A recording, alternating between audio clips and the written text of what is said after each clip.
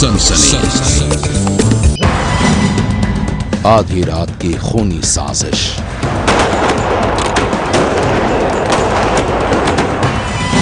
कैसे जेल से भागे 8 खूंखार आतंकी। और इस दीवार फाड़ने के लिए उन्होंने एक अच्छी खासी तैयारी कर रखी थी। तो इतनी जोर से धक्का दिया, इसको तोड़ा कि ये दरवाजा खुल गया। किसने दिया आतंकियों का सुराग? पुलिस को हमने देखते ही 8 लोगों को यहीं से फोन लगा दिया पुष्पाट से। किसने किया आतंकियों का पीछा? पहले एक नदी में से निकला, फिर दूसरा निकला, फिर तीसरा निकला, चौथा निकला। हमने आवाज दी तो उनकी आवाज हिंदी नहीं थी, और कुछ बोल रहे थे वो। किसने किया आतंकियों को ढेर? जेल से जंगल तक एबीपी न्यूज की पड़ताल। तो जो वीडियो दिखाया जा रहा है उसमें इसी पहाड़ी पर खड़े होकर वो नीचे इशारे कर रहे हैं, नीचे खड़े लोगों को उत्तेजित कर रहे हैं। एनकाउंटर की इनसाइड स्टोरी। सनसनी में आज कहानी उस एनकाउंटर की जो सवालों के घेरे में है। दास्तान भोपाल सेंट्रल जेल से भागे उन आतंकियों की है जिन्हें पुलिस ने मुठभेड़ में मार गिराने का दावा किया है, लेकिन कुछ लोग इस दावे को झूठा बताते हैं। तो क्या यह एनकाउंटर फर्जी है? मामले की तह तक जाने के लिए एबीपी न्यूज संवाददाता ब्रजेश राजपूत ने जेल से जंगल तक की है खास पड़ताल। आप भी देखिए 8 आतंकियों के एनकाउंटर की ये इनसाइड स्टोरी।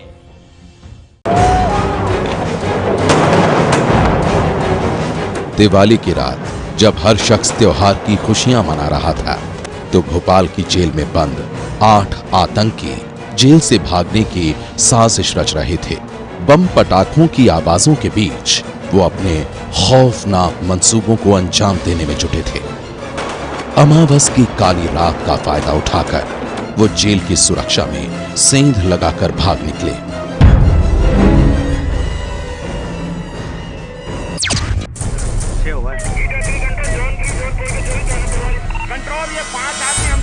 लेकिन इससे पहले कि वो आतंक का कोई खेल खेल पाते, महज 10 घंटों के भीतर ही पुलिस ने एनकाउंटर में उन्हें मार गिराया।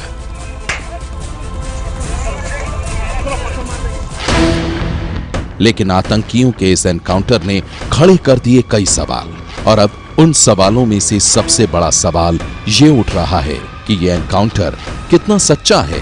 एबीपी न्यूज ने इस एनकाउंटर की पूरी पड़ताल की। हम आपको दिखाने जा रहे हैं कि जेल से कैसे भागे आतंकी किस रास्ते से निकले, उन्होंने कहां पर पनाह ली, सबसे पहले उन्हें किसने देखा, और आखिर क्यों पुलिस को उन पर बरसानी पड़ी गोलियां। जेल से जंगल तक एबीपी न्यूज की पड़ताल। तो जो वीडियो दिखाया जा रहा है उसमें इसी पहाड़ी पर खड़े होकर वो नीचे इशारे कर रहे हैं, नीचे खड़े लोगों को उत्तेजित कर रहे हैं। भोपाल की तमाम बड़ी पुलिस फोर्स इस जगह पे आ गई थी और एक बड़े इनकाउंटर को अंजाम दिया।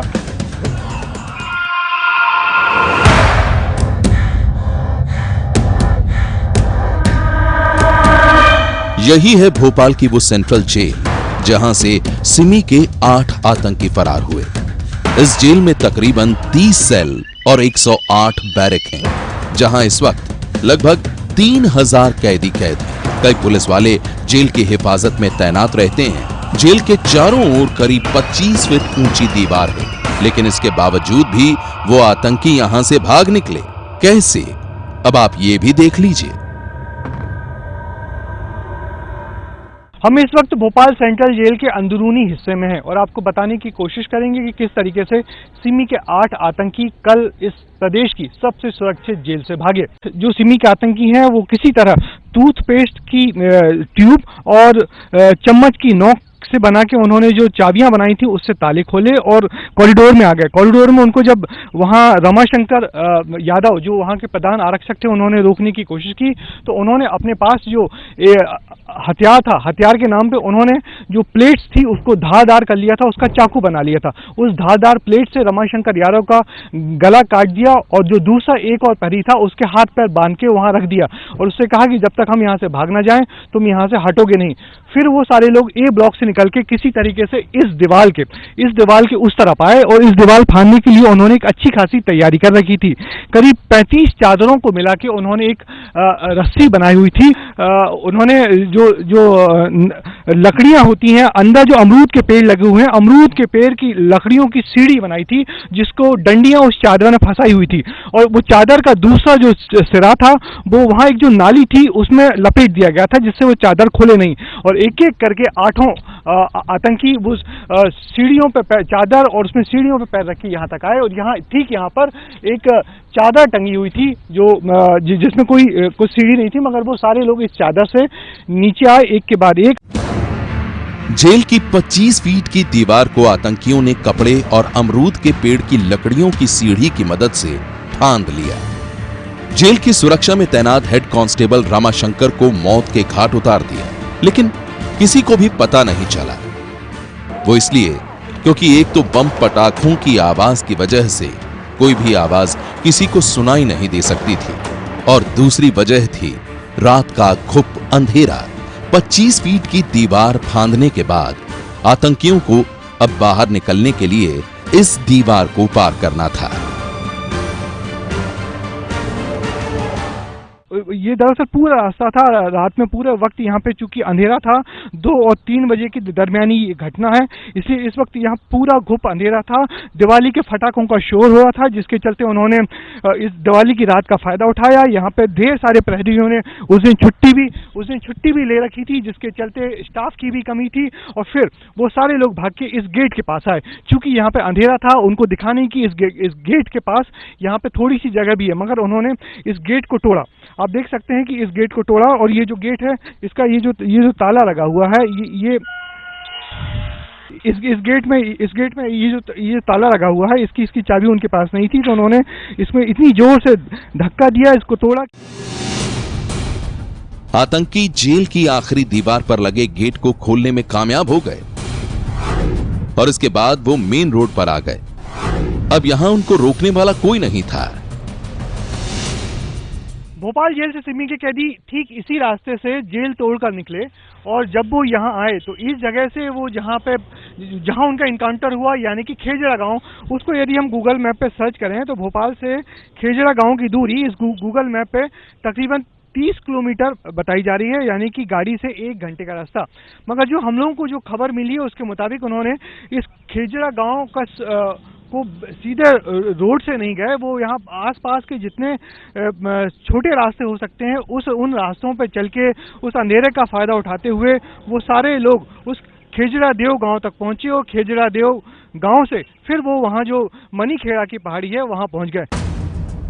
जेल से बाहर आते ही आतंकी लोगों से बचते बचाते एक साथ आगे बढ़े।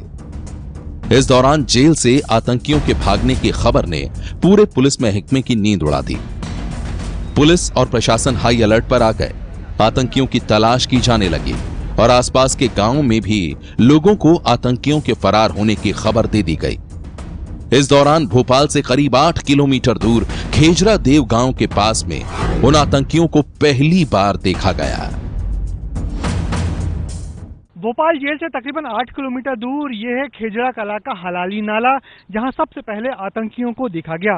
बताया ये जा रहा है कि जो भोपाल जेल की दिशा उस तरफ है और वहां से पैदल चलते हुए ये सारे आतंकी उस रास्ते से यहाँ इस खेजड़ा कला गांव की तरफ आए और यहाँ पर इस नाले के पास उनको देखा गया। सुबह उन्होंने अपना हाथ मुंह यहीं पे धोया। उसके बाद तब तक गांव में ये खबर फैल चुकी थी कि भोपाल जेल से कुछ सिमी के आतंकी फरार हुए हैं। गांव के लोगों ने जब इनको देखा, उनकी अवस्था संदिग्ध लगी, तो गांव के सरपंच तक खबर पहुंची। सरपंच ने इस बात को लेकर पुलिस को फोन किया, तब पुलिस ने सरपंच से पूछा और कुछ फोटो भेजे और कहा कि क्या इसी प्रकार के लोग हैं। और जब व्हाट्सएप पे उसको फोटो मिलने के बाद सरपंच ने कहा कि हाँ ऐसे ही कुछ लोग हैं, तो इसके बाद इन यहाँ पर मौजूद आतंकियों को गांव के लोगों ने बात करनी चाहिए और अपने पास बुलाना चाहा, मगर चूंकि सिमी के आतंकी संदिग्ध थे तो वापस वो इन्हीं खेतों की तरफ खेजरा कला गांव की तरफ भाग। गांव के सरपंच के मुताबिक उन्होंने आतंकियों के मिलने की खबर फौरन पुलिस को दी और इसके बाद गांव के लोग भी वहां इकट्ठा हो गए। सभी ने आतंकियों को घेर लिया। आतंकी भीड़ देखकर घबरा गए और वो सभी पहाड़ी की ओर भागने लगे। खेजरा देव गांव का यही वो स्टॉप डैम है जहां पर ये बताया जा रहा है कि इस स्टॉप डैम की जो प्रवाह है इसके किनारे किनारे ही चलते हुए सिमी के जो 8 आतंकवादी थे एक साथ आए और खेजरा देव गांव में सुबह सुबह के वक्त खेतों में पानी दिया जा रहा था और तब वो सब यहाँ चलते हुए आए और सुबह गांव के लोगों ने उनको इस स्टॉप डैम के पास ही देखा और इस स्टॉप डैम के पास फिर उनको लोगों ने चेतावनी दी। उसके बाद फिर वो इस खेत से होते हुए उस मणिखेड़ा की पहाड़ियों की तरफ भागे हैं। पहली दफा एक बंदा ऊपर चढ़ा, उसके बाद दूसरा बंदा यहाँ स्टॉप डैम की वजह आगे पानी ज्यादा के कारण होने के कारण वो पानी में नहीं चल पाए तो ऊपर आना पड़ा उन्हें। यहाँ से फिर हमने वहाँ से रोड से उनको देखा, हमने उनसे पूछा कि भैया कौन हो, कहाँ जा रहे थे। उनने भाषा दूसरी बोली तो हमारे समझ नहीं है। 3 लोग ऊपर आ गए, फिर चौथा आया तो हमें शक हुआ। फिर शक हुआ तो एक लड़का दिनेश नाम का प्याज में पानी फेर रहा था। मैंने कहा तू गाँव पे जा, गाँव पे जितने बंदे हैं लेके आओ, आतंकवादी मिल गए। और मैंने टीआई साहब को पहले फ़ोन लगा दिया। मैंने कहा टीआई साहब ये बंदे हैं और 8 बंदे हैं, यही आतंकवादी हैं, पहचान आ गए। तो शक कैसे हुआ कि यही आतंकवादी हैं? उनके पहला पॉइंट तो ये है कि 8 लोग कभी एक साथ जंगल में नहीं फिर सकते सुबह सुबह। और अनजान आदमी पुलिस वाले भी होते तो हमारा जवाब, हमने जो पूछा क्या कर रहे हैं तो वो हमें जवाब देते। तो आपने उनसे पूछा था क्या कर रहे हो या? तो उनने ये बोला था 2 मुंह का कुछ ढूंढ रहे हैं। तो मैंने कहा 2 मुंह का, अपनी समझ से मतलब भाषा उनकी अजब टाइप की थी। फिर यहाँ से हमने उधर वो लड़का पहुंचाया, 10-20 लड़के वहाँ थे चौराहे पे। तो हम इधर से गाड़ी घुमा के हमने सोचा नदी जाएंगे, तो हमने आगे से आए तो उनने सीधा यहाँ से पहाड़ी पे चलते गए। हम 500 फीट दूरी के उनके पीछे पीछे चलते रहे। गांव के सरपंच के मुताबिक आतंकियों के पास हथियार थे, देसी कट्टे थे, जिनसे वो गांव वालों को मारने की धमकी दे रहे थे। उन्होंने आप लोगों को धमकाया भी कि वापस लौट जाओ, पीछे मत करो। ये पेड़ के पास पहुंचने के बाद बोलना लगा एक बंदा गोली मार देंगे। अच्छा जी। तो हमने कहा भैया हम कुछ नहीं कर रहे हैं, हम तो पीछे आ। तो गोली के कहा। फिर आगे एक पेड़ है, वो गाड़ी खड़ी, वहाँ पर एक बंदे ने पानी पिया, एक से चलते नहीं बन रही थी। लंगड़ा के एक आदमी था, वो लंगड़ा के चल रहा था। और 8 के पास डंडे थे। अच्छा जी। और एक के ऊपर बैग टंगा हुआ था, बैग भी रखे हुए था साथ में। और एक के पीछे पेंट बंधा हुआ था। अच्छा, कमर पे पेंट। अच्छा, कम पेंट उतार लिया? हाँ, नहीं, पेंट पहना हुआ था, पुराना उतारा था, वो कीचड़ में हो रहा था, वो अभी वहीं पहाड़ी पे पड़ा। सरपंच के मुताबिक आतंकी आगे आगे चल रहे थे और गांव वाले उनके पीछे पीछे। कुछ देर बाद वो आतंकी इस पहाड़ी पर पहुंच गए और तब तक पुलिस ने भी मोर्चा संभाल लिया। चश्मदीदों के मुताबिक पुलिस वाले उनसे सरेंडर की अपील कर रहे थे, लेकिन वो पुलिस को ही ललकार रहे थे, पत्थर बरसा रहे थे। क्या आप लोग यहाँ क्या देख रहे थे? पुलिस वालों को उत्तेजित कर रहे थे वो लोग? हाँ, बोल रहे थे कि गोली चलाओ नहीं तो हम आपके ऊपर गोली चलाएंगे। इधर से उन्होंने फायर करा, उधर से पुलिस ने फायर करा। तो आप लोगों ने देखा कि यहाँ से ही फायर हुआ? हाँ, पत्थर मार रहे थे, फेंक के इतनी दूर से पता नहीं लगा, बाकी हाथ लहरा रहे थे जो। तो गोलियां भी थी उनके पास, बंदूक वगैरह भी बता रहे थे कुछ लोग कि बंदूकें भी थी उनके पास। उसके बाद में बोल रहे थे आप मारो हम लोगों को, आपको स्टार लग जाएंगे, नहीं तो हम आपको मारेंगे।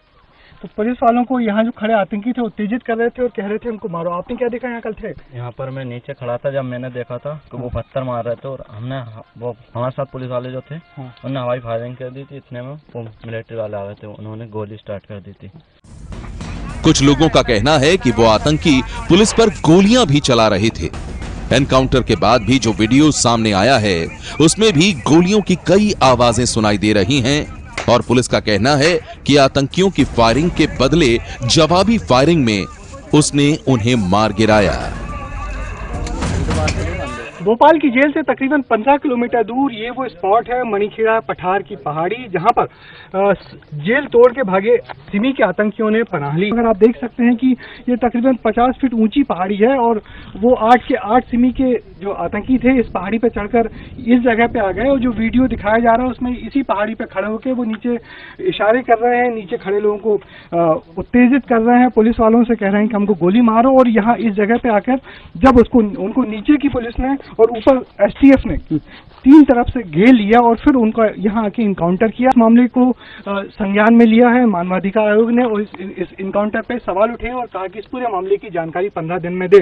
हालांकि जो पुलिस के सूत्रों से हमारी बात हुई है उनका यही कहना था कि जिस तरीके से ये लोग जेल तोड़ के बार बार भाग रहे थे और जिस तरीके से हर बार हत्या करके भाग रहे थे उससे हम लोगों को लग रहा था कि ये बहुत खतरनाक आतंकी हैं, इनके पास भी हथियार हो सकते हैं। इसलिए पुलिस ने आत्मरक्षा में और इनको आत्मसमर्पण करने का मौका दिया गया, मगर जब इन्होंने आत्मसमर्पण नहीं किया तब कहीं जाके गोलियां चलाई। मगर फिर भी इस एनकाउंटर पे जो सवाल उठ रहे हैं उन सवालों के जवाब पुलिस अभी भले ही ये कहे कि हमारी जांच चल रही है, मगर पुलिस को उन तमाम सवालों के जवाब तो देने ही होंगे कि इन 8 लोगों को क्या इनमें से किसी एक को भी जिंदा नहीं पकड़ा जा सकता था। Brajesh Rajput, ABP news, Khejri Devgaon, Bhopal.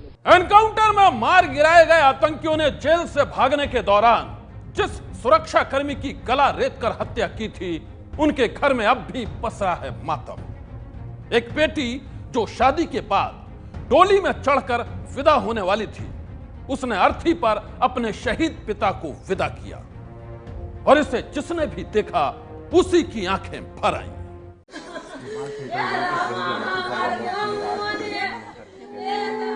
आतंकियों ने न सिर्फ देश का सच्चा सिपाही हमसे छीना, बल्कि मेरे पापा को भी मुझसे दूर कर दिया।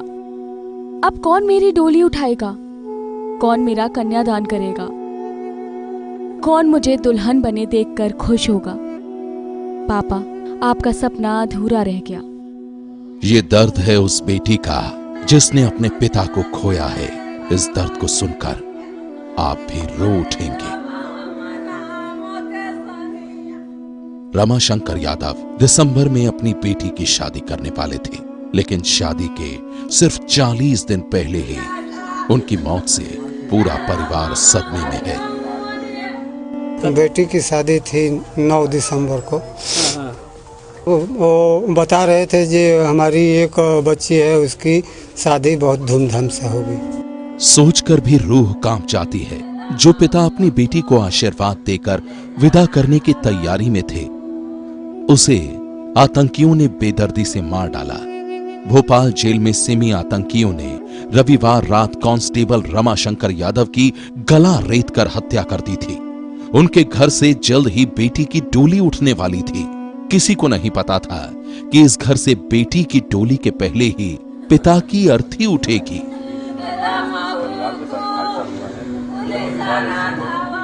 यूपी के बलिया जिले के राजपुर गांव के इस घर में मातम छाया हुआ है। रमाशंकर की पत्नी का रो रो कर बुरा हाल है। पूरा गांव शोक में है। जिसको पता लग रहा है वो रमाशंकर के घर पर पहुंच रहा है। हमारे बहू ने हमारे घर की बोली कि उस घर पर लोग रो रहे हैं। मैं दौड़े आया सवेरे 6 बजे, तो पता चला कि उनको आतंकवादियों ने, सिमी बंदियों ने मार डाला है। 8 सिमी आतंकियों का एनकाउंटर कर रमाशंकर यादव की शहादत का बदला तो ले लिया गया, लेकिन उनकी बेटी के दिल में जिंदगी भर ये दर्द रहेगा कि जिस पिता ने उसको उम्मीदों से पाला वो उसको विदा करने के लिए नहीं होंगे। आज की सनसनी में बस इतना ही। आप रहिएगा होशियार। सन्नाटे को चीरती सनसनी फिर देगी दस्तक आपकी दहलीज पर।